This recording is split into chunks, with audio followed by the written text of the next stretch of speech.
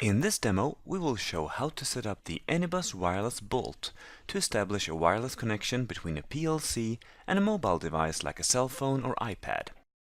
In the scenario we're using, we have a machine which is controlled by PLC, and we want to use a mobile device as an HMI to do configuration and analysis. Now the wireless bolt can connect via Bluetooth or wireless LAN. Wireless LAN is really good for fast data transfer, almost as fast as another famous bolt. Bluetooth or Bluetooth Low Energy gives us a stronger wireless connection. The force is strong with the bolt. Anyway, so I've connected the wiring between the wireless bolt and the PLC inside the machine, according to the pinning diagram in the installation guide. The wireless bolt can connect and communicate with any PLC using Ethernet, CAN or serial communication. I have also connected a PC to the wireless bolt using an Ethernet cable in order to set up the wireless connection. So let's have a look at how to access the wireless bolt for my PC. The default address of the bolt is 192.168.0.99, so the same IP address needs to be set on the PC port the first time we're logging in, so we can access the wireless bolt. So I open up the PC Network and Sharing Center and go to the local area connection. I click Properties to change the Internet Protocol version 4. I click Properties again and set it to use the same range as the bolt, 192.168.0, and then I choose 20, since I know that this address is free on my network. I set the subnet mask to be the standard 255.255.255.0. That's all I need to do here, so I click OK and Close. By looking at the details, I can now see that we have the correct IP range for the wireless bolt. I can now enter the wireless bolt's web interface by typing in 192.168.0.99. The first thing I need to do is to activate the DHCP server of the wireless bolt so that my handheld device will get an IP address automatically. To do this, I go to Network Settings. I still want the IP assignment of the bolt to be static, but I want to enable the DHCP server. This means that clients connecting to the bolt will have a DHCP assigned address. We can see that the Save and Reboot button down here is now highlighted. This is because we've changed the settings and the wireless bolt needs to be rebooted to apply these settings.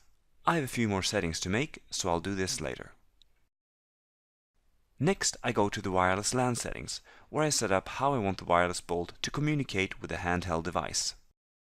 By default, the wireless bolt is set to be a client, but in this case we want it to be an access point, so that several handheld devices as my phone can connect. There can be up to 7 different clients connected to the wireless bolt at one time. We call the wireless network Bolt Demo, and we definitely want to use the WPA2 authentication method to avoid unwanted access to the PLC. I select a WPA2 passkey, let's say Bolt Demo, for this demonstration. This is what I need to enter into the phone later on when I connect. The last thing we need to do here is to specify the channel on which the bolt should communicate on the wireless LAN network. We can select between the channels 2.4 GHz and 5 GHz. Now we want to select a channel that is as disturbance-free as possible. I happen to know that channel 1 is the best choice in my particular building. I can check this with a network scanner that's built into the wireless bolt. If I change the operating mode back to client, I can see the Scan for Networks button. By clicking this, we can see that we have a pretty noisy environment here at HMS, with a lot of traffic on channels 6 and 11, which are both on the 2.4 GHz range. So I choose channel 1, which is the furthest away from any other occupied channel. Alright, so I go back to the access point mode, and I'm now done with my setup. I click Save and Reboot, and I'm now ready to connect to my PLC via the wireless bolt. In my PLC program, I've set up the PLC to have the address 192.168.0.50. This is in the same range as the wireless bolt.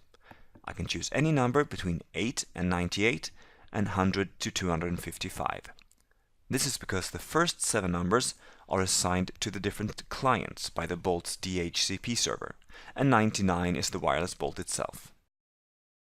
Okay, so I can now simply go into my phone and enable Wi-Fi, where I see that the Bolt demo network now shows up. I enter the password, which as you remember was Bolt demo, and I click Join. Okay, we're now connected. We have a checkbox here, and I can see in the information pane that we've been assigned an IP address by the DHCP server, 192.168.0.1 in this case. So we can now fire up the web browser and access the PLC by simply typing in its IP address. This was 192.168.0.50. And I can see that I'm now connected to the PLC wirelessly using the Anybus Wireless Bolt.